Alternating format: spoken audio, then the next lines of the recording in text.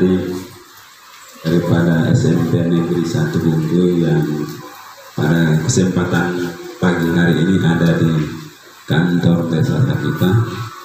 Pertama-tama mari kami mengajak kita sekalian untuk menyampaikan puja dan puji syukur kita kehadirat Tuhan Yang Maha Kuasa atas segala limpahan rahmat dan karunia-Nya, sehingga pada pagi hari ini kita hadir di kantor desa kita ini atas surat daripada kepala sekolahnya kita kemarin. Dan mestinya hari Senin kemarin kegiatan ini tapi diundur hingga hari ini. Nah, tentu kehadiran adik-adik desa kita pada hari ini salah satu kebanggaan kami bagi sebagai pemerintah desa kita. Dalam materi surat itu saya pelajari pahami. Saya sudah sempat bicara dengan kepala sekolahnya soal proses demokrasi di desa, gitu ya. Proses demokrasi di desa, dan memang itu harus terpahami dan kita harus ketahui pada kesempatan pada situasi saat sekarang ini ya, negara kita itu negara demokrasi ya. Semua dari rakyat. Bukan PPKN bukan mengajarkan begitu.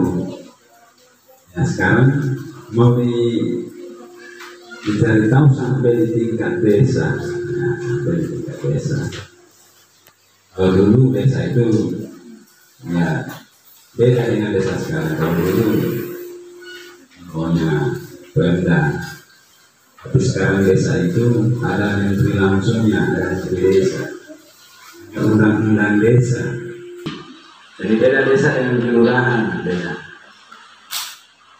Kalau desa di desa itu pemimpinnya saja dipilih oleh masyarakat langsung, bukan seperti di kelurahan. Kalau kelurahan itu ya diturunkan dari pemerintah kabupaten siapa yang mau jadi lurah di sini. Nah, itu sistemnya beda. Itu dipilih langsung oleh masyarakat. Itu demokrasi sesungguhnya kan, dipilih langsung. Jadi sebelum dipilih tentu ada aturan-aturan, ada tahapan yang harus dilewati oleh calon kepala desa. Itu dulu panitianya. Oh begitu, nanti sebentar. Oke. Jadi sebentar dipertanyakan. Ya. Jadi kehadiran kita pada pagi hari ini kami sangat mengapresiasi kehadiran kita, karena demokrasi hari ini jangan sampai hanya di atas buku, namun aplikasi di lapangan tidak sesuai apa yang ada di dalam buku. Nah, di generasi muda hari ini juga harus paham soal demokrasi. Kita bicara di luar, itu bagian daripada demokrasi. Bicara, mengkritik orang, mengkritik pemerintah, itu demokrasi juga. Tapi ada hal-hal yang perlu kita ketahui dalam berdemokrasi. Tidak demokrasi itu semau saya mau bicara, tidak ada aturannya, tapi dilindungi oleh undang-undang kebebasan kita. Bebas, tapi tidak tanggung jawab, kan begitu. Yang sampai kita merugikan orang lain kan sudah begitu. Jadi barangkali nanti ada penyampaian dari guru, nanti ada tanya jawab, ya kami siap ditanya dan kami akan jawab. Dan mungkin itu nanti akan jadi catatannya hari-hari, akan mengelola apa yang kami ditanyakan dan apa yang kami jawab. Dan pada ujungnya sebentar akan lahir satu kesimpulan, kan ada kesimpulannya gitu. Nah, pasti kalau namanya pelajaran itu ada teorinya kan, ada metode-metodenya. Terakhir ada kesimpulan. Kesimpulan itulah yang jadi poin utama. Kan begitu. Barangkali begitu. Ya nanti ada komentar dari ibu kepada ibu kami persilakan.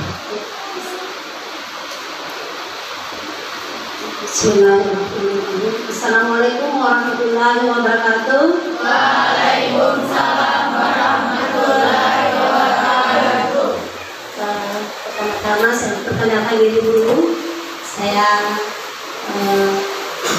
salah satu guru dari SMP 1 Pak, Mas Yusni Kasim, beserta Ibu Rahmi, yang sebutkannya sekolah-sekolah juga hadir. Satu dan lain hal, sehingga beliau tidak sempat hadir pada hari ini.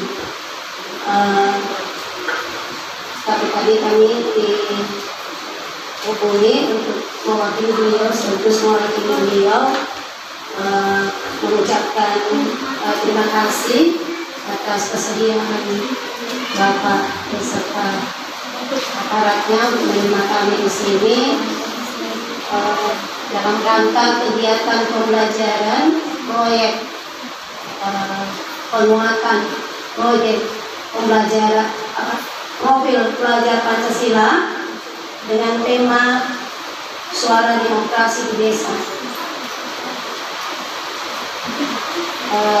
Kemudian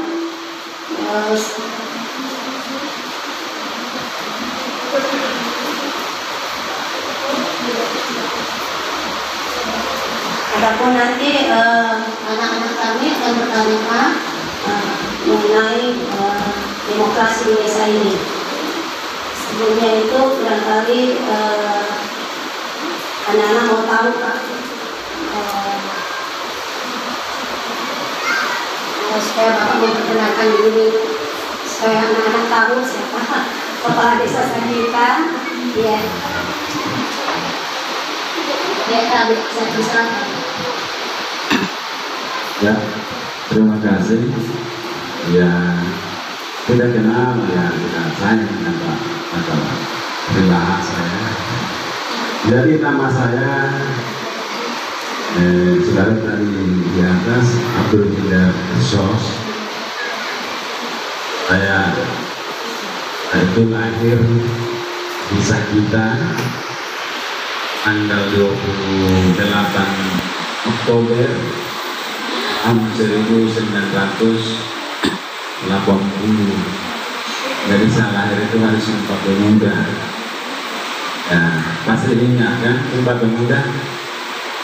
Nah, itu satu buku. Kalau saya itu tahun 94 pertama di SDN Cinta. Di situ 97 di SMP Negeri 1 buku. Di situ lagi lanjut di SMA Negeri 1 Bungku. Nah itu lulusan tahun 2000 di SMA Negeri 1 Bungku. Kemudian saya lanjutkan pendidikan S1 di Palu, Fisipol Pancasila di Palu, jurusan ilmu administrasi negara,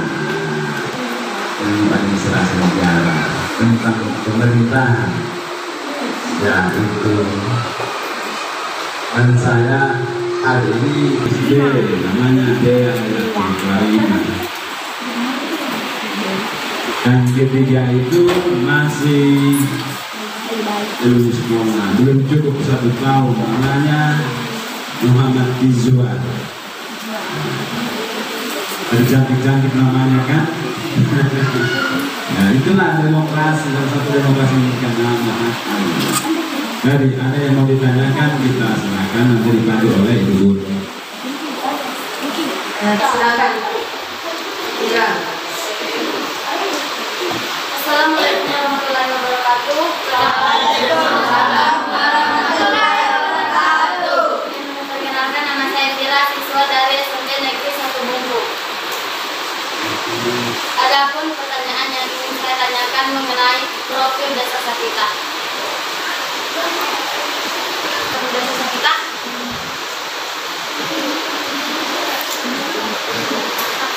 Ya. Terima kasih. Wassalamualaikum warahmatullahi wabarakatuh. Waalaikumsalam warahmatullahi wabarakatuh. Ya, jadi sebelum berangkat masuk ke demokrasi Pak, mereka tahu mengenai profil desa Sakitan.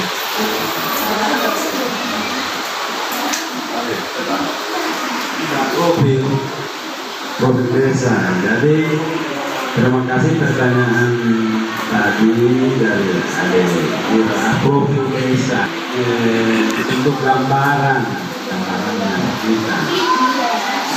Di dalam profil ini dibagi banyak bidangnya, banyak bidang.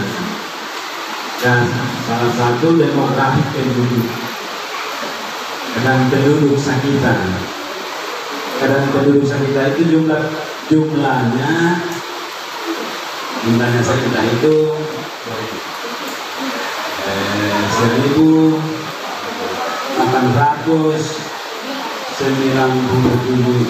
orang. Tapi sebentar nanti kalau memang anak-anak mau ambil datanya kita kasih ada survei itu yang lebih jelas, sekilas. Dan kedua, keadaan wilayah Sakitan itu sebagian besar itu daratan, tidak ada laut di Sakitan, darat. Luas wilayah Sakitan itu ada 16.000 hektar. 16.000 hektar itu dari perbatasan Mendui kita di sebelah timur, kita berbatasan dengan Luwu Utara. Dari sebelah baratnya Sakitan itu berbatasan dengan Luwu Utara. Apa itu Luwu Utara? Sulawesi Barat ya, Selatan. Sulawesi Selatan. Nah, masih Sulawesi Selatan. Berbatasan di situ. Nah, kalau sebelah utaranya Sakitan itu berbatasan dengan Lamberea, Kibulan Lamberea. Itu batas utara. Kalau batas selatannya ada Desa Tudua. Desa Tudua, Lambabu, Ulere. Jadi memanjang sebelah selatan. Jadi itu perlu kita catat. Kalau nanti ditanya Sakitan itu apa? Di mana profilnya? Kalau Sakitan itu sebagian besar penduduknya itu 80% itu petani pekebun. Itu petani pekebun. NS itu ada datanya sekitaran 10% ASN. Dan sisanya itu pedagang, nelayan. Nelayan di sini hanya 5 orang. Nelayannya 5 orang. Itu demografi kependudukan. Kedua, dari sisi keagamaannya masyarakat Sakitan itu penduduknya itu mayoritas 100% itu Muslim. 100% itu Muslim. Itu penduduk Sakitan. Jadi itu catat poin-poin terkecilnya. Kalau mau bicara panjangnya soal profil desa 100 halaman. 100 halaman. Banyak. Kita mau jelaskan berapa pohon durian, berapa sapi, berapa kambing, itu digantikan dengan profil. Tapi nanti kita minta ada di komputer, nanti kita kasih profil desa. Sepanjang itu untuk kepentingan pendidikan. Kalau pendidikan kan tidak bocor di luar studi kan. Nah itu profil desa, gambarannya Sakitan. Dan demografinya, topografinya dari ekonomi kan begitu. Jadi itu ada kesempatan kita berikan. Assalamualaikum warahmatullahi wabarakatuh. Waalaikumsalam warahmatullahi wabarakatuh. Perkenalkan, nama saya Nurul Muhammad. Saya dari SMP Negeri 10. Ini yang ingin saya sampaikan, apakah ada acara atau tradisi yang dilakukan masyarakat dalam bulan tahun atau rutin dilakukan? Sekian dari saya.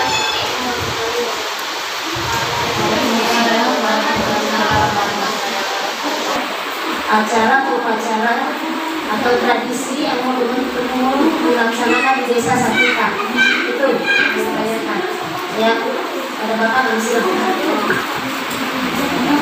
Terima kasih. Acara turun-temurun yang terwariskan dari leluhur kita. Tapi ada budaya kepercayaan yang sejak dahulu kala dilakoni oleh moyang atau leluhur sampai hari ini masih ada, belum tergeser secara budaya. Salah satunya di sini yakni ketika bayi lahir itu selama 4 hari itu tidak bisa keluar di luar. Itu masih berlaku sampai sekarang. Nanti ke 4 harinya, 4 hari baru bunda anaknya yang keluar dari rumah itu, dia yang dibicarakan di situ. Dan istilah bahasa Bungkunya itu merong bahasa Bungku. Jadi sampai sekarang tidak tergeser, dipertahankan karena budaya Sakita seperti itu kan. Kita tidak tahu daerah-daerah lain, tapi Sakita itu masih mempertahankan kebiasaan lama turun-temurun sampai hari ini. Jadi secanggih apapun dunia, orang lahir di rumah sakit dapat kembali di sini dan diupacarakan di sini, dikerjakan oleh keluarga, dan keluarga besar itu tadi masih berlaku sekarang. Itu salah satu. Yang kedua, kita masyarakat Sakita ketika duka ada yang meninggal dunia, dari malam pertama sampai malam ke-10 itu kita pernah putus di apa namanya,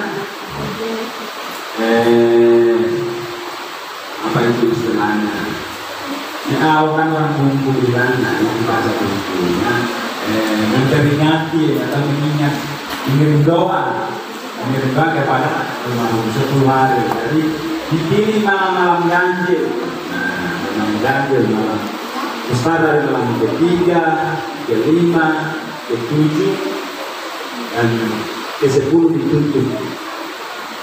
Arti itu budaya yang masih berkembang saat ini dan masih bertahan dari turun-temurun, belum terkikis oleh zaman, masih kuat. Kalau ada yang bawa datang di sini tidak melalui itu, tidak diterima di Sakita, tidak diterima dia. Maksudnya dianggap ya bukan adatnya kita, tapi di sinilah. Jadi persoalan kaya miskin orang, dia tidak kenal itu. Dia nanti miskin, dia akan tetap mengupacaраkan dari malam satu itu sampai ke-10. Itu besar kecilnya acaranya ya tergantung dari kemampuan daripada keluarga yang berbuka.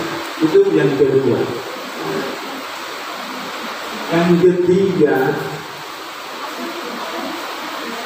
kita masih kembali kepada bayi. Bayi ini tidak sah kalau tidak gunting rambut. Nah, tidak sah kalau tidak potong rambut.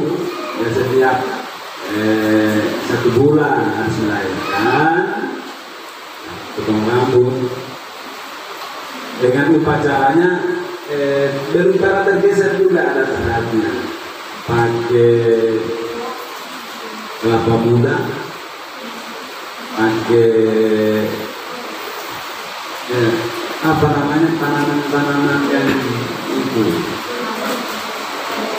ya, apa itu, mapu, kata masa kunjungan mapu, pogododo itu, mapu, pogododo, kelapa. Dan beda bayi laki-laki dengan bayi perempuan. Nah, kalau bayi perempuan, kelapa mudanya itu dilakukan bunga. Berarti menandakan itu perempuan. Jadi kalau kita lihat itu kelapa muda yang diangkat sama orang tua itu berbunga. Identitasnya ini perempuan. Jadi tahu perempuan. Kalau yang bulat itu laki-laki. Bulat warnanya itu putih, bahasa Bugis itu putih. Bulat, putih. Ya. Situ kan kelihatan. Jadi sampai saat ini kisah kita ini masih saja berlaku dan lestari, masih dilestarikan, belum bergeser. Dari itu yang turun-temurun. Kalau upacara-upacara pembukaan lahan itu berkebun itu sekarang itu tidak lagi, karena peralihan dari padi ladang sekarang itu kita tidak lagi.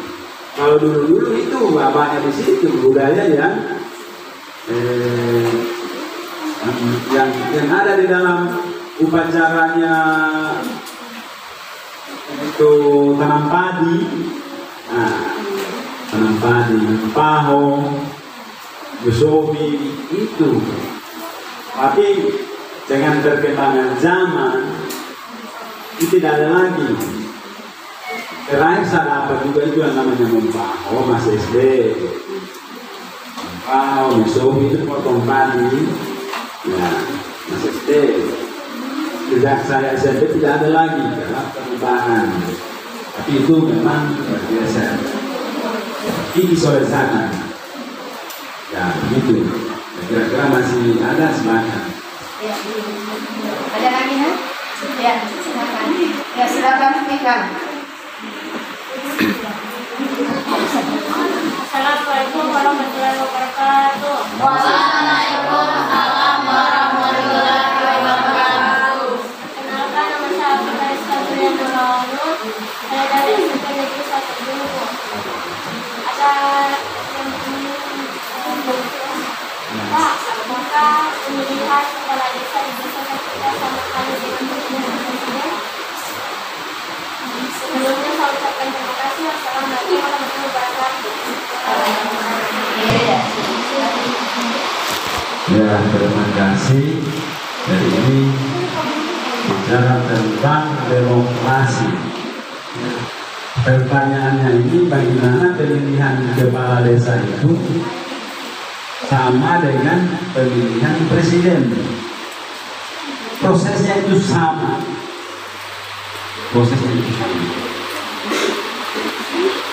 Kalau pemilihan presiden itu namanya ada KPU kan yang tangani. KPU prosesnya.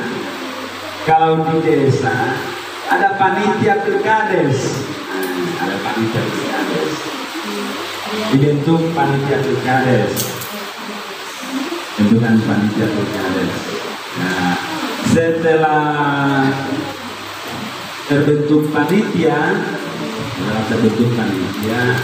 panitia bekerja untuk menjaring calon, dibuka pendaftaran calon kepala desa.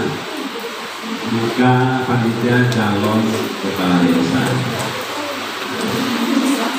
Setelah dibuka pendaftaran sampai diberi waktu kapan ditutup, nah, di situ calon kepala desa berbondong-bondong untuk mengurus berkas dan mendaftar sebagai calon kepala desa. Itu mendaftar sebagai calon. Nah, setelah itu panitia seleksi berkasnya, seleksi segala persyaratannya, apakah ini kepala desa, calon kepala desa ini lolos sebagai calon atau tidak. Itu haknya panitia, sama dengan presiden. Kalau KPU menyatakan bisa sebagai calon ya bisa, kalau bilang tidak bisa ya tidak bisa. Nah, begitu.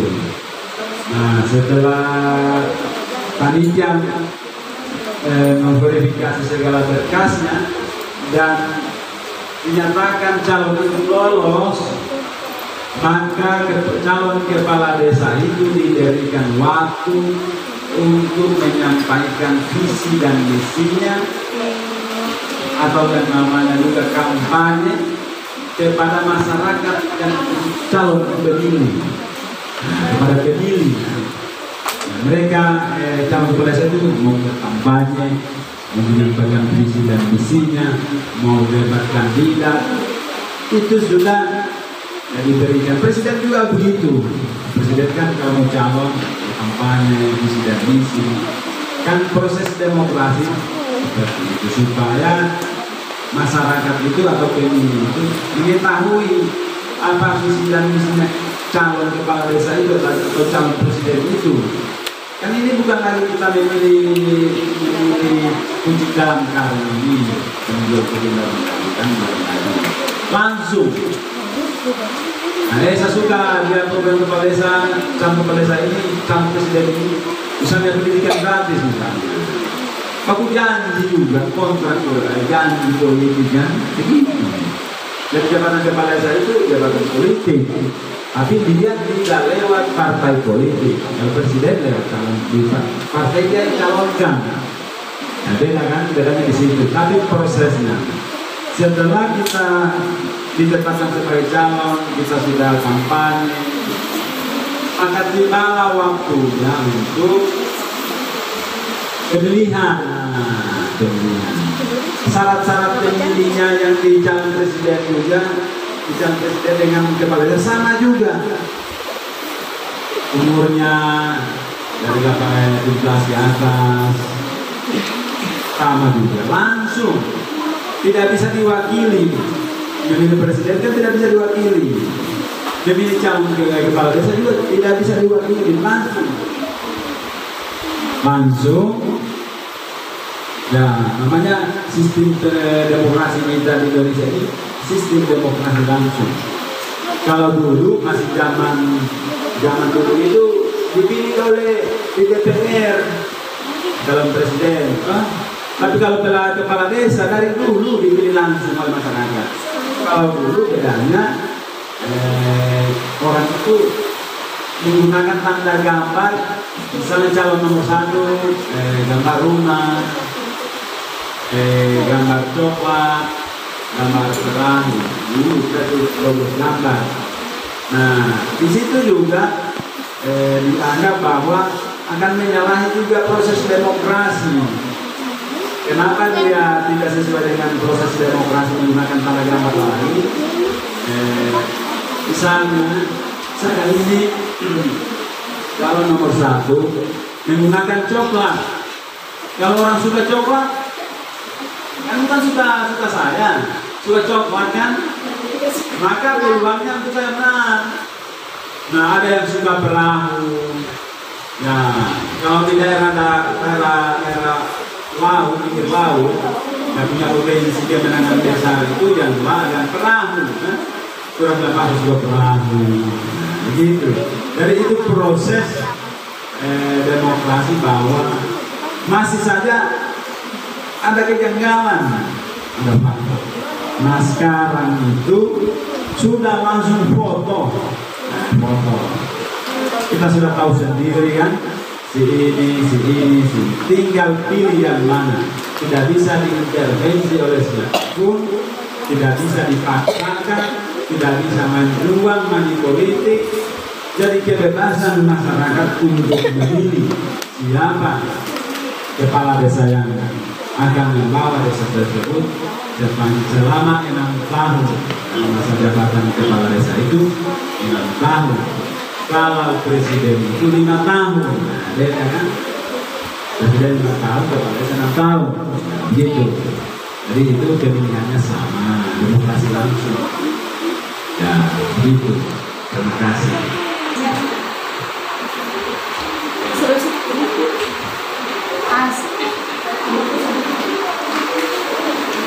Assalamualaikum warahmatullahi wabarakatuh. Perkenalkan, nama saya Mario Ulfa. Saya siswa dari SMP Negeri 1 Bintang. Berapakah jumlah warga desa Sakita yang memiliki hak untuk memilih?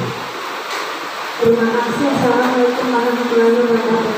Yaitu berapakah jumlah warga desa Sakita yang memiliki hak memilih, yang punya hak untuk memilih? Ya.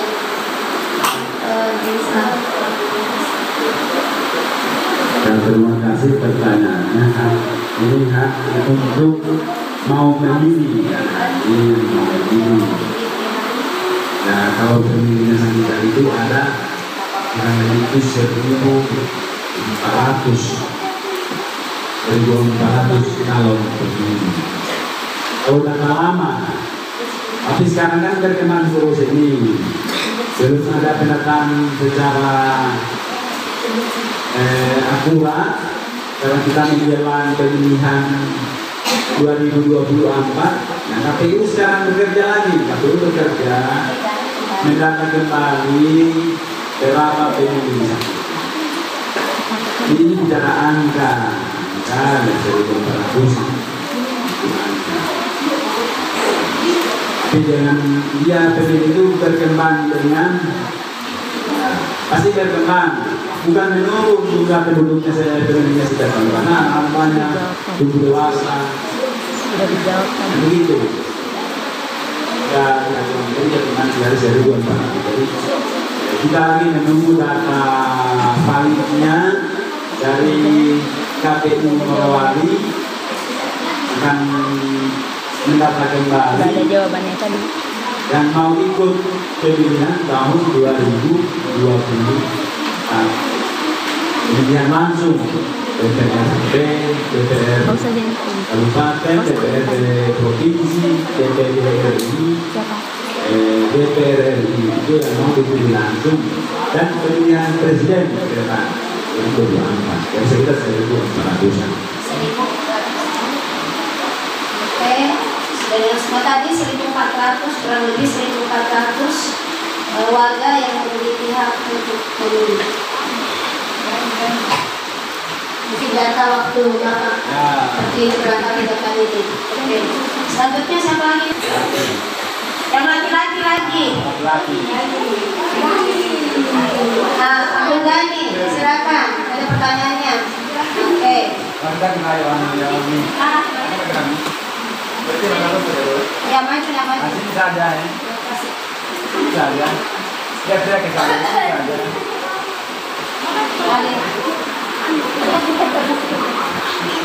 Oke.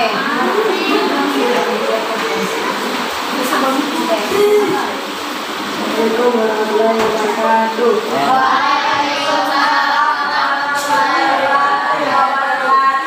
Kenalkan, nama saya Abdul Ghani. Ini menanyakan pertanyaan saya, yaitu organisasi apa saja, organisasi apa yang sudah dibentuk masyarakat di desa ini dan bagaimana proses terbentuknya. Organisasi apa saja? Dan sekian pertanyaan saya. Assalamualaikum warahmatullahi wabarakatuh. Organisasi apa saja yang sudah dibentuk di masyarakat sekitar organisasi. Oke, terima kasih.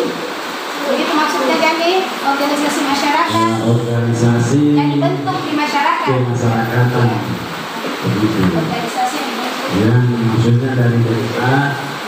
terbentuk di desa. Kalau kepala pemerintah desa bukan dibentuk oleh desa, tapi memang dari atas. Kalau di desa kita ini salah satu yang resmi terbentuk itu salah satu Karang Taruna. Karang Taruna itu terbentuk di desa, dan itu proses pengangkatan kedua Karang Taruna itu lewat proses pemilihan juga, lewat proses pemilihan oleh anggota Karang Taruna itu sendiri. Itu anggota Karang Taruna. Dan berikutnya di desa kita ini ada yang namanya yang baru-baru terbentuk itu IBM, intervensi berbasis IBM, intervensi berbasis masyarakat, berbasis masyarakat. Ini bidang narkoba, bidang narkoba. Dia pemulihan narkoba, pemulihannya kita terbentuk. Desa yang terbentuk itu terbentuk sekarang. Kepala desa merebut dengan kelompok masyarakat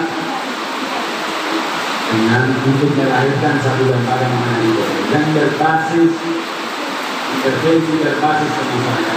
Itu tugasnya. Kalau ada orang-orang yang terkontaminasi dengan narkoba, dia harus melakukan rehabilitasinya, menangani rehabilitasi, bukan menangkap orang narkoba, bukan, tapi dia merehabilitasi. Kalau ada yang terkontaminasi dengan narkoba itu, dia mau direhabilitasi, dan lembaga ini sudah. Dan kedua terbentuk juga satgas narkoba, anti narkoba. Dan lagi lembaga satgas anti narkoba dibentuk oleh kepala desa. Satgas. Nah, ini satgas ini ya dia bekerja ini ya tegas, namanya juga satgas ya. Membahas narkoba, mau menangkap itu kerjasama dengan pihak yang berwajib, mendeteksi di mana peredaran narkoba itu, siapa pemakai, itu bertugas seperti itu. Yang berikutnya organisasi kemasyarakatan itu petani bisa kita ini banyak sekali. Dibentuklah yang namanya kelompok tani. Nah, kelompok tani. Jadi kelompok tani ini dibentuk bagaimana petani itu dia terorganisir sebagai, jadi kelompok tani itu sebagai petani untuk bagaimana menyalurkan segala kemampuannya atau bakatnya dalam melakukan pengelolaan pertanian perkebunan masyarakat itu. Jadi petani sekarang mengorganisir dirinya banyak. Ya, salah satu kelompok tani di sini, kelompok tani Duriana Sigi, itu kelompok tani Sampalan, itu semua. Dan kita ini hampir 30-40 kelompok tani. Kelompok tani Sulepe, itu semua. Itu lembaga kemasyarakatan kan. Dan berikutnya bisa kita ini juga tadi petaninya.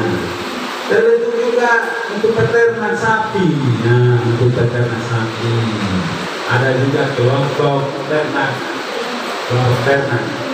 Bukan ternak sapi, tapi ternak. Nah, kelompok ternak. Tergantung apa yang dia mau, siaran. Mau sapi, mau kambing, kerbau, ayam. Nah, begitu. Nelayan juga. Nelayan juga ada kelompok nelayan. Bagi ibu-ibu Mereka juga ada organisasinya, namanya WIA, Wanita Islam Al-Khairat. WIA ada organisasi kemasyarakatan.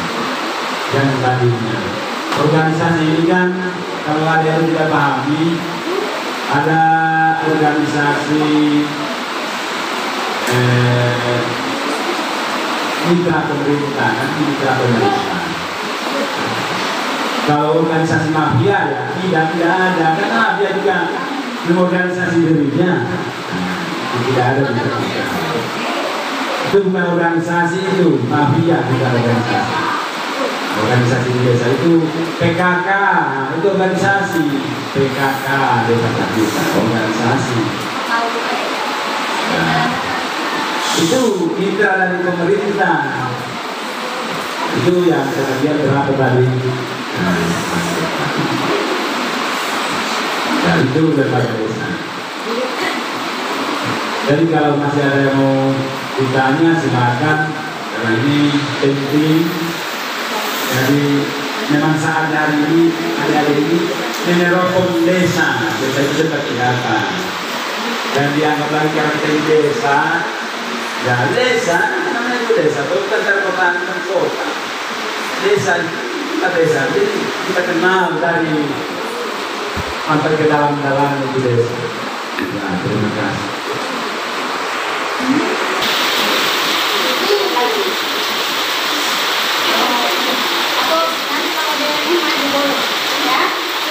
Seperti biasa kalau kita di depan kelas, angkat di depan kelas.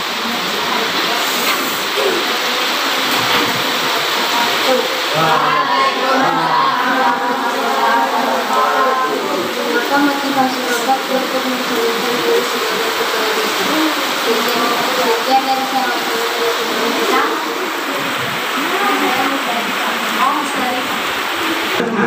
Kepala desa Pak. Ya, terima kasih dari pertanyaan yang sangat pribadi buat saya. Kan apa motivasi, apa yang mendorong saya untuk menjadi kepala desa? Ya, itu. Dan tujuan kita itu untuk mengabdi kepada bangsa dan negara. Itu tujuan utama kita, kan? Mengabdi kepada bangsa dan negara, karena desa itu bagian daripada negara. Negara ini ribuan wilayah itu berada di desa. Jadi kita motivasi kita mengabdi bagaimana membangun desa. Kita mengabdi kepada bangsa negara itu berarti kalau kita tidak di desa berarti membangun desa. Ya, itu motivasi kita. Jadi bagaimana kaum kepala desa, bagaimana kepala desa melihat potensi yang ada di desa itu, bagaimana kita kembangkan, kita bangun itu kepentingan masyarakat. Bukan kepentingan kepala desa, bukan kepentingan kepala desa, tapi memang semata-mata kita bagaimana mengabdi kepada bangsa dan negara, kita bangun desa. Berarti kan kita sudah bangun desa, kita bangun negara, gitu kan? Itu. Dan kita harus tetap semangat. Dan kepala desa itu, ya berat. Kepala desa itu waktu apa semua. Jadi kita itu kepala desa harus benar-benar mengedepankan kepentingan umum atau kepentingan bangsa dan negara di atas kepentingan pribadi. Kepentingan pribadi. Kalau kepentingan pribadi ya kepala desa ya banyaklah masalah itu. Kita mau berkantor itu kepentingan pribadi, itu juga penting mau tidak kantor, ya kan? Kepentingan pribadi. Tapi apapun yang ada di sana, kebun apa, tetap kita tinggalkan, kita kesampingkan. Dan ini jadi tugas bangsa dan negara tadi. Itulah tujuan kita dari abdi negara. Nah, terima kasih. Assalamualaikum warahmatullahi wabarakatuh. Waalaikumsalam warahmatullahi wabarakatuh. Perkenalkan, nama saya Febri Nisa dari SMP 1. Mengucapkan semoga semua masyarakat di desa bisa menjalankan hidup yang bersama. Terima kasih. Waalaikumsalam warahmatullahi wabarakatuh. Ya, apakah seluruh masyarakat kita itu bisa mencalonkan sebagai kepala desa? Dan undang-undang mensahkan oleh calon semua kan, itu hak asasi manusia mencalonkan diri. Namun dalam proses ini ada persyaratan tertentu yang mungkin nampaknya tidak melegalkan semua orang lagi. Ya, umur kalau kepala desa itu 18 yang berdasarkan ada batas renahnya. Kalau calon kepala desa SMP yang masih sekolah bisa dewasa lah. Jadi bila pertanyaan tadi apakah seluruh masyarakat itu bisa, kan bisa. Ada batasan, ada aturannya. Kedua kan dalam hal itu sudah dalam ketentuannya. Seorang terpidana, kan tidak bisa. Nah, itu ada undang-undang nomor 14 tahun 2000. Nomor berapa?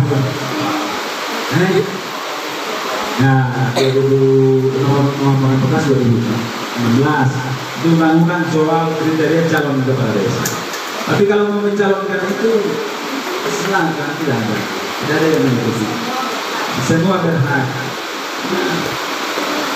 Hak asasi. Adalah saat mau seseorang untuk dipilih. Kita tidak bisa batasi. Namun yang katanya maju itu ya 5-10 calon. Itu pun kalau terjadi 10 calon misalnya. 10 bakal calon. 10 orang yang mendaftar atau yang mendaftar 10. Ada aturan tersendirinya. Kalau undang-undang disebut juga kalau lebih dari 5 namanya kita harus verifikasi KTP masyarakat yang mendukung. Ada sekitar 20% kalau tidak salah. Kalau lebih dari 5 ada verifikasi KTP. Diambil dari tertinggi sampai terendahnya sampai 5. Nah, itu aturannya. Jadi biar kita mau masuk dalam semua, kalau semua tidak ada yang memilih nanti kan. Hanya satu suara. Jadi kepala desa semua orang kan, ada gitu. Jadi undang-undang itu sudah atur, ada batasannya kan. Nah, begitu. Tapi kalau bicara tadi hak, berhak tidak atau bagaimana, undang-undang melegalkan bahwa semua berhak atas ucapan. Lagi kalau sudah dipilih, silakan. Kalau kan gitu. Kedua sehatkan jasmani, rohani. Calon kepala desa itu bikin juga surat keterangan dari dokter sehat jasmani dan rohani. Kedua ada tadi surat keterangan bebas narkotika. Itu kepala desa juga harus, calon kepala desa harus surat bebas narkoba. Kedua, kepala desa itu harus mengurus surat keterangan dari pengadilan bahwa seseorang itu kalau kepala desa tidak dalam proses atau menjalani hukuman, misalnya menjalani penjara, itu bebas kan. Kedua, surat berkelakuan baik, itu syarat-syarat misalnya. Itu. Tapi kalau bicara hak tadi bebas, masyarakat kita itu ya Tapi tergantung dulu tadi syarat-syarat itu menjadi syarat soal administrasinya. Apakah bicarakan kenapa saya tidak dilancar jalan itu ada yang larang? Silakan maju, kemarin juga, begitu, tidak ada larang. Tapi secara administrasi itu undang-undang sudah diatur juga terpidana jabatan tamu pembahasannya kan salah. Begitu panitia lihat kalau ini orang tidak ada syarat dari narkoba berarti tidak lolos dari pemberkasan kan begitu. Ada panitianya yang bekerja sama presiden, ada panitia bekerja komunikasi. Ya, yang laki-laki atau Febrianto ada?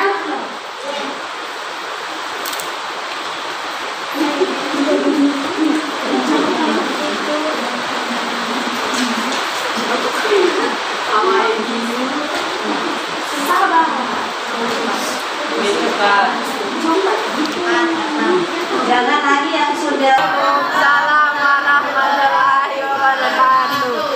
Perkenalkan nama saya berasal dari SMT Negeri 1 Hukum.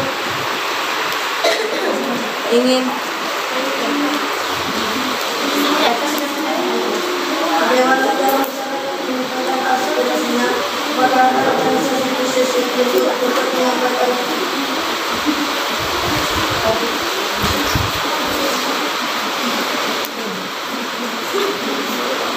Ya,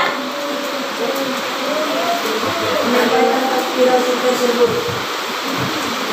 Sekian dari saya. Wassalamualaikum warahmatullahi wabarakatuh. Waalaikumsalam warahmatullahi wabarakatuh. video terus kadang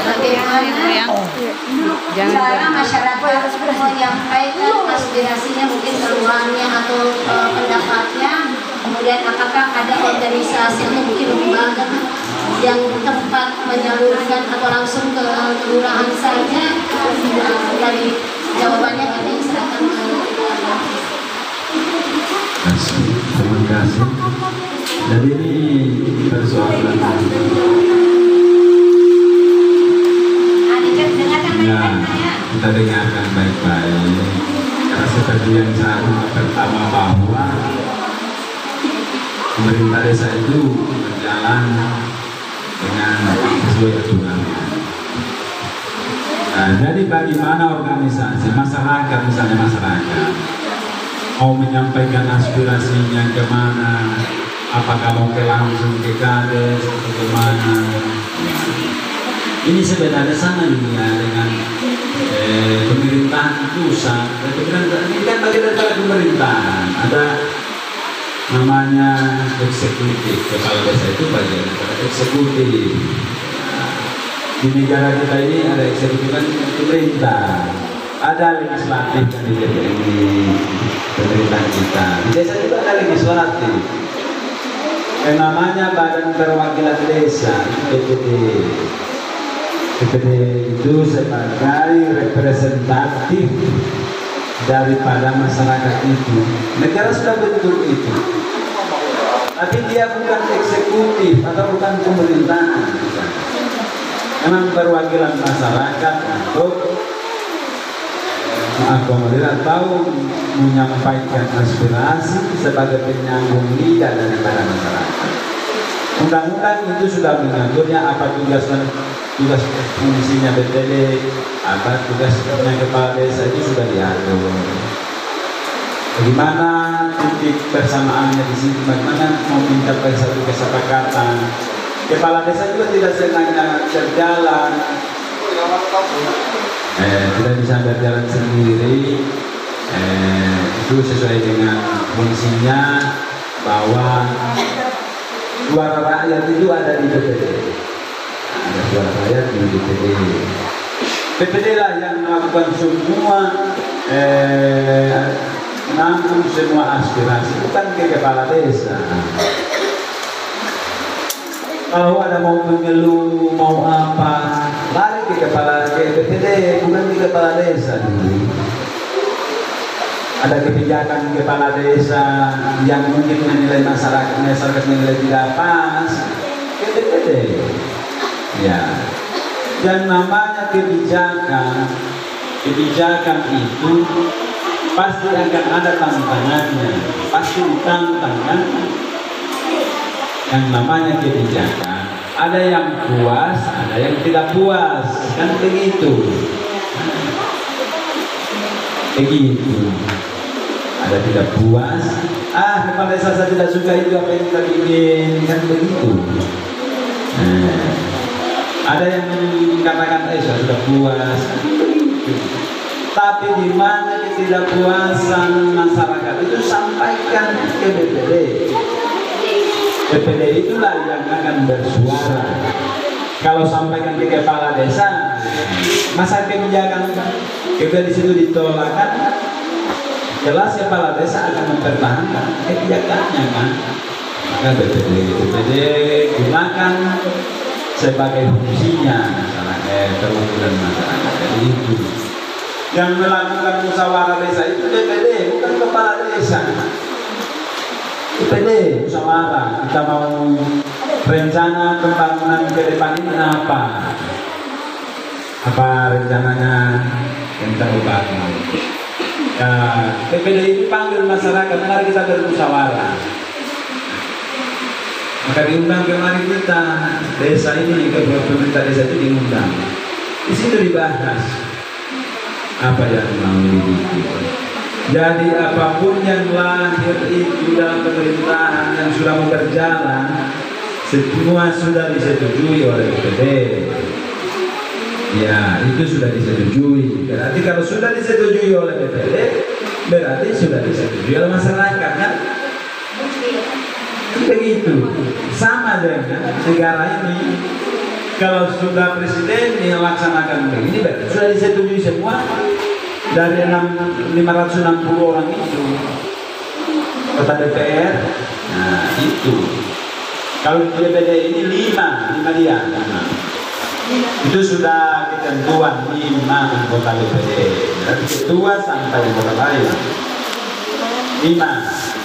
Ya tidak bisa tidak bisa kena, maksudnya 6, 8, 4 bisa.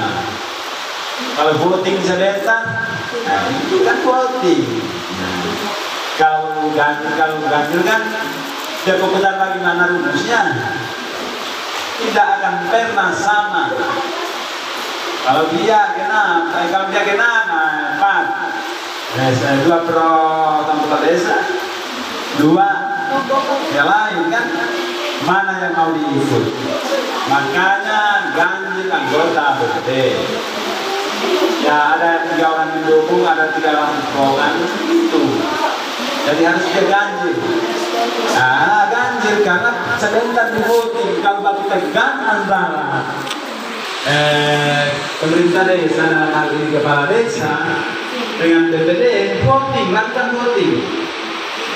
Voting kan, nah di situ tidak bisa disulap, tidak bisa dimainkan. Anda ganjil. Pasti ada yang berbeda di sana. Karena itu ganjil, tidak kena. Jadi begitu itu sudah tempatnya masyarakat untuk menyampaikan aspirasi, memarahi kepala desa sana, nanti kepala desa dimarahi sama DPD, dipanggil, dimintai keterangan, ya kalau dulu itu DPD bisa memberhentikan kepala desa. Bayangkan kalau dulu bisa DPD memberhentikan kepala desa. Namun dengan perjalanan yang undang-undang, orang DPD tidak punya fungsi untuk memberhentikan kepala desa. Yang memberhentikan kepala desa itu ya bupati yang memberhentikan kepala desa. Jadi bukan DPD. Sekarang itu masih juga dimintakan kewenangan oleh DPD itu. Kalau di Ponorogo dimintakan supaya kembali kewenangan itu, supaya bagaimana DPD kasih ruang untuk memberhentikan kepala desa itu tidak diterima karena terjadi ketua politik kan. Biasanya itu tidak bisa lah kita bawa sampai anak politik seperti di pusat itu. Kalau misalnya di televisi sidang-sidangnya begitu. Biasanya adalah masalah yang murni jauh daripada kepentingan politik seperti itu. Awalnya masalahnya kan dari desa. Itu yang dapat kami sampaikan. Aspirasinya atau usulannya itu berkaitan dengan kegiatan di desa. Di desa itu biasanya bagiannya itu BPD, Badan Perwakilan Desa. Mungkin kalau BPD-nya ini dibentuk oleh masyarakat. Temannya dengar, siapa tuh ada pertanyaannya yang sama? Udah dua kali.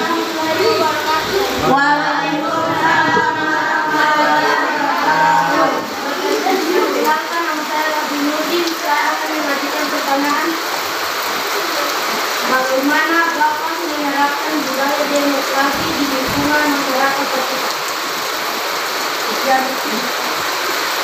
Sekian. Wassalamualaikum warahmatullahi wabarakatuh.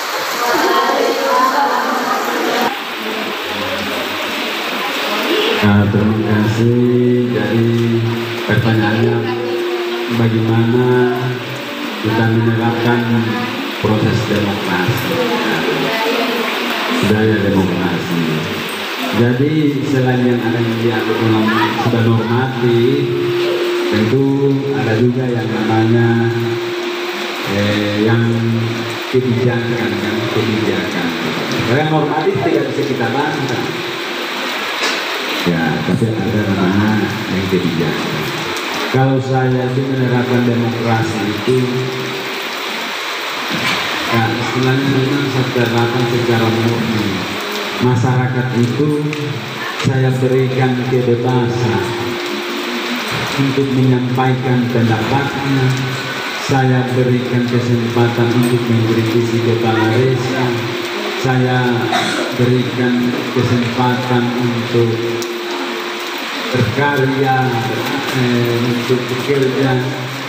Jadi kita tidak selalu mengintimidasi kegiatan masyarakat.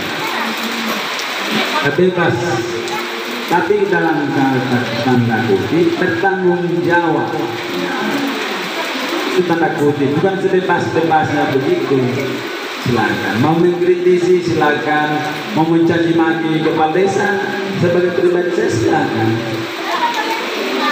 Tapi ya beda kan mencintai maki pribadi dengan pemerintah kan itu.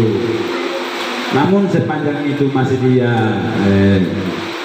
bertanggung jawab, ya silakan bertanggung jawab. Jangan sampai kita kadang berani berbuat tapi tidak bertanggung jawab. Jadi kebebasan berdemokrasi kepada masyarakat itu silakan masyarakat. Tapi juga masyarakat bagaimana mengikuti perintah daripada kepala desa, mengikuti program kan. Ada timbal baliknya kan, tidak selalu dituntut yang namanya demokrasi. Lantas kewajiban kita sebagai daripada anggota masyarakat itu kita tidak punya. Ini kan jadi sharing di sini antara hak dan kewajiban. Saya tunaikan kewajibannya dan hak-hak mereka saya hormati, dan dari juga kewajiban. Memang begitu. Jadi proses tentu tiada lain itu adalah musyawarah. Nah, setiap masalah kita harus dibawa musyawarah, karena musyawarah akan menuju satu kata sepakat atau mufakat kan. Ya, musyawarah untuk mufakat. Ya. Kalau bicara demokrasi pemilihan, saya tidak menekan masyarakat untuk ke partai A atau ke partai B. Tidak memaksakan masyarakat untuk memilih calon A atau calon B. Jadi bebas untuk menentukan pilihan.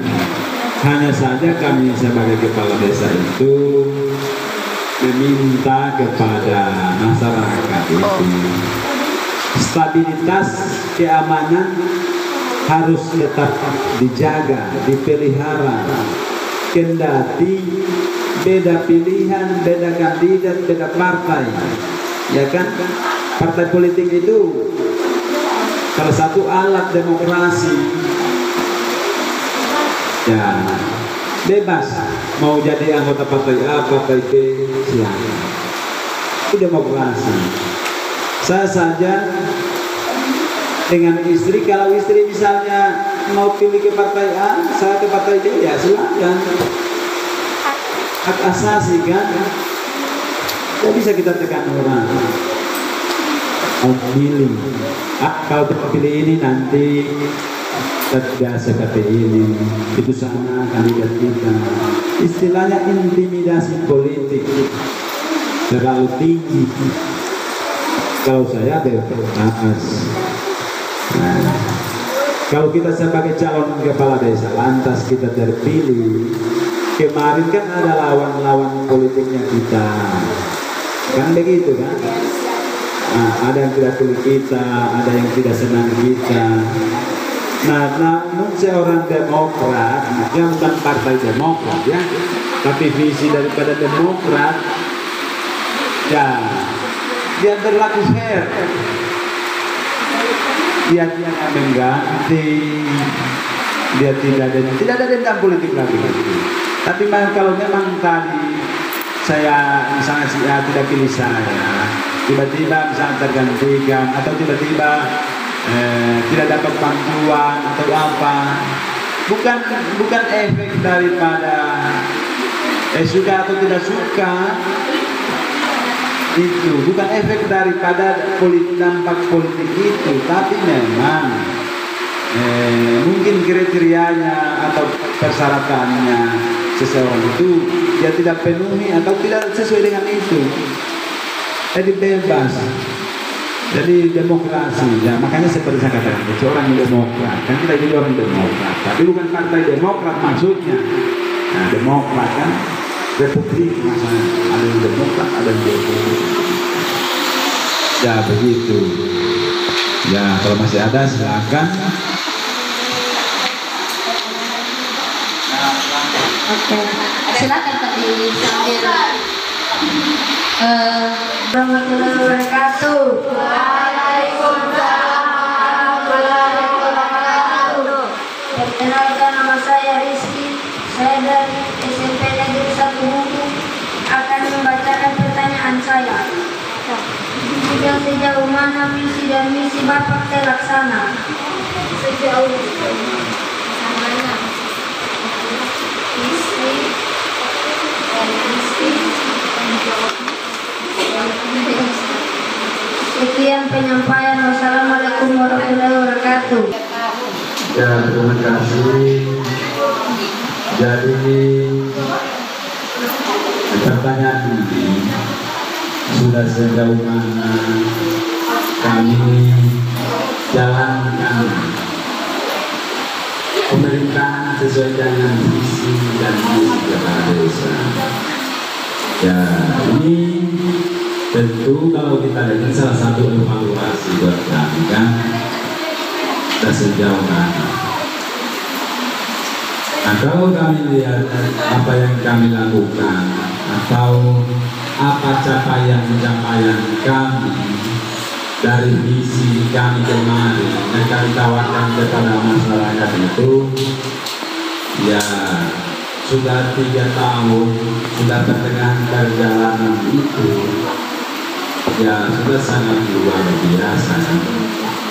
Namun masih banyak kendala-kendala yang perlu kami hadapi dan perlu kami selesaikan. Masih banyak masalah. Kalau kami lihat bahwa kemarin dalam visi dan misi kami kita itu seperti apa, kita itu harus memiliki bagaimana tempat pemakamannya. Berarti kami harus siapkan pemakaman, jangan sampai tanah-tanah yang tadinya bisa kita manfaatkan untuk pembangunan, untuk rumah, untuk kepentingan masyarakat. Tapi kalau diisi kuburan-kuburan yang tidak teratur, kan itu juga berdampak tidak bagus. Karena jumlah penduduk ini kan semakin bertambah, tanah itu tidak pernah bertambah. Yang bertambah di tanah itu kan masalah tanah. Masalahnya tanah sedang bertambah masalah. Kalau tanahnya tidak pernah berkurang, tidak pernah bertambah. Namun masalahnya itulah yang selalu bertambah. Iya, masalah tanah itu dulu sebenarnya. Jadi kami memiliki satu program bagaimana kita mau efisienkan penggunaan tanah. Kita adakan namanya TPU supaya terkonsen di satu titik. Nah, kita eksekusi, kita penuhi. Jadi itu salah satu sudah sejauh mana. Berarti visi dan itu sudah tercapai satu. Kalau kita lihat dari poinnya, dari beberapa program yang saya tawarkan dalam masa kampanye, kita rasa itu sudah tercapai. Dalam waktunya habis masa jabatan sudah. Kalau memang kegiatan yang mau kita kerjakan. Dan bagaimana petani kita lakukan, bagaimana kita bangun infrastruktur pertanian. 2 tahun belakangan ini jalan itu sudah luar biasa kan? Ya, jadi supaya masyarakat tadi memanfaatkan lahan, ya pemerintah harus bangun infrastruktur tanah, jalan, tapi dia juga harus berbanding terbalik. Kalau memang itu jalan sudah dibangun pemerintah, kita aksesnya kita hari-hari ke sana, mobilisasi hasil pertanian itu sudah bagus, berarti kita harus sebagai petani kita itu harus olah tanah dong, diolah tanah. Maksudnya ada untungnya tadi kita bangun jalan. Lantas selesai jalan kita bangun, ya petaninya tadi lari, tidak lari ke kebun, ya kan? Bagaimana? Jadi itu tadi. Kalau saya pelajari, ya biasa saya sampaikan di sini. Semakin jadi jalan tani, semakin malas orang. Maksudnya bukan malas bekerja, tapi saya mau bicara fakta, bukti. Kalau masih jalan kaki, dulu masih jalan kaki, kebun-kebun di pikiran jalan itu lama, bersih-bersih semua. Tapi setelah ada jalan tani, ya bangunan. Kan ya pemerintah berhasil bangun, tapi daripada petani tadi mundur kan, harus berbanding sejalan kan, itu dia. Jadi bagaimana saya lakukan visi dan misi kami dalam stabilitas keamanan. Biasa kita itu hari ini sudah damai, makanya nyaman, kita tinggal cerita nyaman, tidak terlalu banyak yang buat ketertiban kan. Jadi alhamdulillah kalau memang kita juga bertahan sampai tingkat kenyamanan yang tinggi, maka kita ini menjadi satu perusahaan. Ya, jadi masyarakat kita dan saya sebagai kepala desa bahwa harus pahami bahwa kita ini adalah desa tujuan. Desa tujuan yang maksudnya kalau tidak ada tujuan yang kita tidak datang kan? Iya kan? Desa tujuan. Kalau tidak datang cari durian desa kita tidak datang, ya kan? Kalau tidak datang mandi desa kita tidak datang. Ya beda lah dengan desa-desa lain, ada di Jalan Trans Sulawesi, yang misalnya nakal, kalau lari-lari pakai bambu buku, ya pasti lewat nakal kan? Nah, kalau mau ke Matang Sawah, pasti lewat bumi lah, gitu. Kalau kita mau kemana? Jadi memang desa tujuan. Nah nanti orang berkepentingan baru datang di desa kita. Jadi apa yang harus dilakukan oleh masyarakat kita dan pemerintah kita itu stabilitas keamanan. Karena kita punya potensi yang namanya wisata pompa ikan, hutan-hutannya kan. Kalau dia stabilitas itu terjamin, saya rasa masyarakat luar dari luar kita akan berbondong-bondong bisa kita datang karena keramah-tamahannya, pulang bawa kesan-kesan yang baik, bukan pulang bawa pesan kasar bisa kita dipukul atau di apa kan? Tidak enak kan kesannya. Usah malas lagi bisa kita. Mungkin adik-adik kalau diajak teman-teman mari dulu kita menikmati kisah kita hari Minggu kan enak kalau nyaman. Tapi kalau tidak nyaman, paling tidak usah lagi kisah kita. Waktu orang sana nyampe dan apa kan? Ya namanya wisata itu pasti salah satu iklim yang harus dicapai ya ini iklim kenyamanan. Itu sudah pasti. Nyaman dan aman. Aman berarti bagaimana pemerintah itu siapkan wisata itu tidak, dan salah satunya jalannya itu bagaimana kamu tidak jatuh di situ. Nah itu, jadi itu ke depan. Nah, momen itu wisata itu infrastruktur jalan. Kalau kemarin kan yang kami bikin ini barusan namanya tempat-tempat pergantian ganti, tapi ada kesenjangan lagi kan. Maunya masyarakat pemerintah itu jalan desa itu sudah bagus ya, tidak ada keterbukaan masyarakat bertahan, akhirnya di tempat lain lah kita bangun yang namanya gantinya namanya kan itu anak jadi ya untuk mengembangkan visi dan misi ini nah, seperti itu. Kedua, ya 3 tahun belakangan ini persoalan uang. Ya kami Kepala Desa baru kita tunjuk saja Kepala Desa baru itu merasa bagaimana dari adanya virus corona, semua dana besar mengalir ke corona. Ya itu kalau saya itu 40% dananya itu lari ke bantuan tunai, tidak bisa kami bangun, jadi 3 tahun betul-betul dan akan terulang lagi di usia ke-4 tahunnya. Jadi itu kan padahal itu visi kalau temukan orang itu bagus.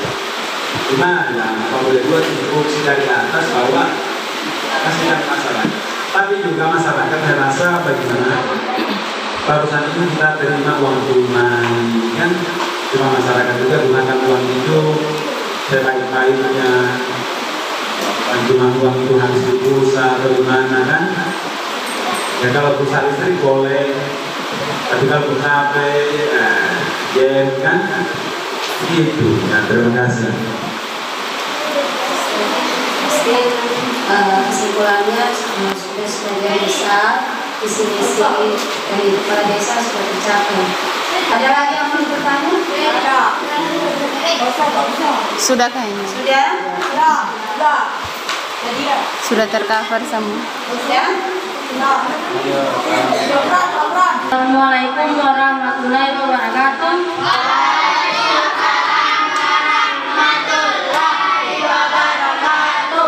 Saya Muhammad Amran mau mengajukan pertanyaan, bagaimana cara Bapak menyelesaikan permasalahan di desa ini? Menyelesaikan masalah. Ini berarti umum. Pertanyaan ini kalau disubstansikan tadi masalah A, B, C kan bisa. Jadi kalau masalah ini, kalau berbicara masalah itu tidak akan pernah selesai sampai kita. Matinya pun kita itu adalah masalah. Masalah dari orang hidup kan. Ya kalau bicara soal masalah. Tapi bagaimana kalau ada persoalan di tengah-tengah masyarakat, seperti apa kepala desa melakukan penyelesaian bersama. Ya, bagaimana misalnya kalau masyarakat sengketa tanah dengan tanah lain kan? Ya, bagaimana kita fasilitasi, pertemukan, kita upayakan mediasi, bagaimana musyawarah untuk mufakat menyelesaikan persoalan tanahnya kan? Yang terlalu banyak ini persoalan terlalu batas tanah, ya. Tanah. Nah, ada pun juga pemerintah dengan masyarakat punya apa namanya masalah soal tanah. Yang namanya pemerintah itu membangun kan tidak ada tanahnya pemerintah. Terkadang pemerintah itu jadi dianggap colokan masyarakat kan begitu. Kalau memang ada persoalan yang seperti itu, pemerintah itu menyelesaikan dan itu. Nah, tapi ada hal-hal juga kadang dalam menyelesaikan soal masalah itu kan terkadang kita ada yang kita pertimbangkan sisi hukumnya. Karena pemerintah itu sebagai kepala desa juga tentu harus menilai atau bagaimana mempertimbangkan kasus-kasus akan menuju ke hukum kan. Jadi pemerintah desa itu bukan semata-mata kita musyawarah mufakat kan, tapi ada hal-hal yang bisa kita bawa di ranah hukum. Ya makanya itu jadi kepala desa itu segala bentuk cara, segala bentuk metode ini harus tempuh itu, karena setiap persoalan lain kan. Jadi bagaimana kepala desa mampu memahami karakter dari seluruh masyarakat kita ini yang berkonflik, ya kan? Jangan sampai juga dibawa di ranah hukum. Ada juga masalah yang kita bawa di ranah hukum. Ya, misalnya masalah bagaimana desa kita ini sebagai tempat peredaran narkoba, ya kita bawa di ranah hukum. Jadi tidak ada kasih sayang, tidak ada istilah keluarga. Ya kalau memang itu perbuatan itu akan merugikan orang lain, ya kita bawa di ranah hukum. Ya untuk apa tadi kita sebagai kepala desa tindakan atau perbuatan seseorang mau merusak yang dibuat orang tadi, namun kepala desa hanya sebatas karena faktor keluarga atau kasih sayang kepada seseorang, tidak usah kita lapor, tidak usah kita proses hukum atau tidak apa. Ya, lebih baik kita terbakar oleh satu orang, timbang mau terbakar oleh 1000 orang kan? Jadi itu pertimbangan bagaimana kita selesaikan masalah. Ya. Yang kedua juga bagaimana kita selesaikan masalah.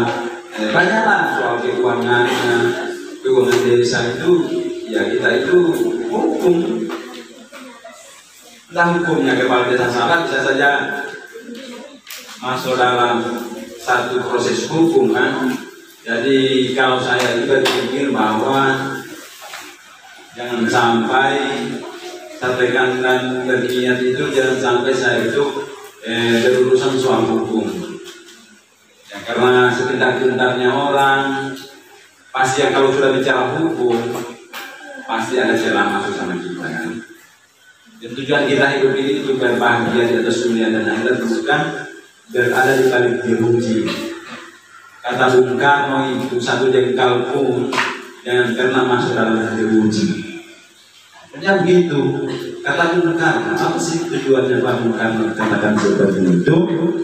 Karena banyak yang punya efek daripada itu. Makanya kalau kita pikiran kita bahwa jangan sampai kita masuk dalam jeruji, tentu perbuatan kita atau cara kita melakukan pengelolaan keuangan itu pasti butuh kehati-hatian, butuh konsentrasi, ya. Tapi kalau toh memang tadi kita sudah konsentrasi, sudah betul-betul berjalan sesuai dengan aturannya, baru memang tersandung dengan yang hal-hal yang seperti itu adalah musibah, ya kan? Tapi niatan awal kita dulu yang kita harus tanamkan bahwa kita itu harus benar-benar melaksanakan pemerintahan ini, keuangan ini, jangan sampai ada disalahgunakan atau untuk kepentingan orang lain, memperkaya orang lain, ya kan? Itu kami sebagai kepala desa dan menurut saya itu kita terapkan sekalipun kita mencintai para ataupun apa, jangan coba-coba kita menyalahgunakan dana dari desa itu. Karena kenapa? Itu akan berdampak kepada kepentingan masyarakat itu. Jadi sesuai dengan tadi cara menyelesaikan masalah, bagaimana kita menghadapi persoalan masalah lingkungan. Nah, kita ini kan masih desa berkembang, bukan desa maju ya, desa berkembang. Bagaimana kita menyelesaikan lingkungan? Nah, kita itu ditetapkan salah satu desa yang kumuh. Ini kan masalah lingkungannya seperti apa? Kalau kita lihat dari face masyarakat kita kan cantik-cantik, ganteng-ganteng. Tapi kalau saya lihat kiri kanan belakang rumah, waduh parah. Itu salah satu masalah lingkungan. Bagaimana kita ciptakan kebersihan? Maka dengan itu saya lakukan pembangunan bank sampah. Bagaimana kita satukan sampah itu dan bagaimana sama mengadakan angkutnya sampah itu mau didistribusikan ke satu tempat. Itu salah satu cara menyelesaikan masalah. Dan kedua masyarakat kita itu dikenal bahwa diapit dua sungai besar, dua itu dengan perbaikan. Tidak bisa dipungkiri ini adalah fakta. Tapi pada kenyataannya pada detik ini juga sakit itu krisis air, masih krisis air. Setiap hari ada SMS, setiap hari ada WA, ada postingan masalah air pada kepala desa. Oke, dari segi infrastruktur air, saya lakukan satu pembangunan air, pompa ikan bagaimana kita siapkan air, bisa kita itu jangan sampai kita krisis. Masa sih kita itu dari air krisis kan? Namun apa yang saya katakan tadi harus berbanding terbalik juga dengan masyarakat. Masalah juga kalau seluruh masyarakat kita tidak pakai keran air, biar seperti apa kami bangun di atas. Kalau di tingkat masyarakat tidak menggunakan keran air, ya sama dan bohong kan. Rumus matematika atau rumus Pythagoras itu kita tidak bisa bantah. Aljabar itu sudah tetapkan di matematika tidak akan terbantahkan sampai hari kiamat bahwa yang tadinya 4 inci pipa masuk air 4 inci dalam satu aliran, lantas kita nyambung seluruh masyarakat kita menggunakan setengah inci. Kalau sudah 400 rumah sambung yang setengah inci atau 3/4 inci, kita loskan air tidak pakai keran. Kira-kira bagaimana? Yang 4 inci tadi masuk dengan yang keluar yang liar itu bagaimana? Seimbang tidak? Coba yang setengah inci kali 400 orang, berapa nih?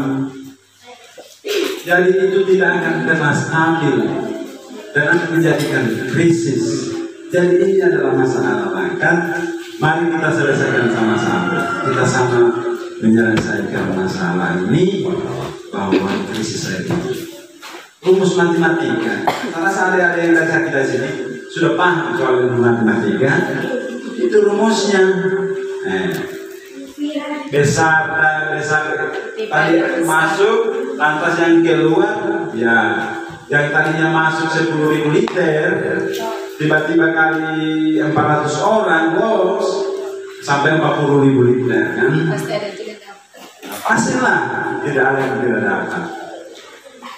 Membazirkan apa pada prinsipnya tetesan air sedikit-sedikit detik ini tapi sampai besok lusa dari satu ember, ya kan?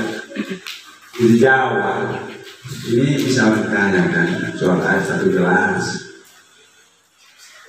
digunakan untuk ekonomi. Tapi di kita sungai berapa sih itu air? Asal tidak digunakan sebagai untuk mendapatkan ekonomi.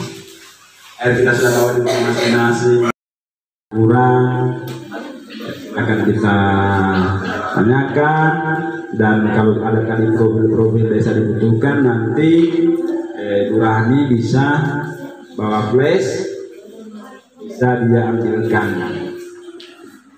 file-nya, baru kita pelajari ya. Kasih itu kopi tidak masalah sepanjang itu kepentingan untuk pendidikan. Ya, sekian dan terima kasih. Wassalamualaikum warahmatullahi wabarakatuh. Waalaikumsalam warahmatullahi wabarakatuh. Tadi semua anak-anak sudah tidak lagi bertanya ya. Tadi sesi terakhir. Oke, itulah tadi Pak semua pertanyaan dari alhamdulillah. Jadi yang pertanyaan terakhir itu tadi mengenai bagaimana Bapak menyelesaikan masalah yang terjadi di masyarakat. Ya, yang jelas cara penyelesaiannya hanya satu cara, tergantung permasalahannya.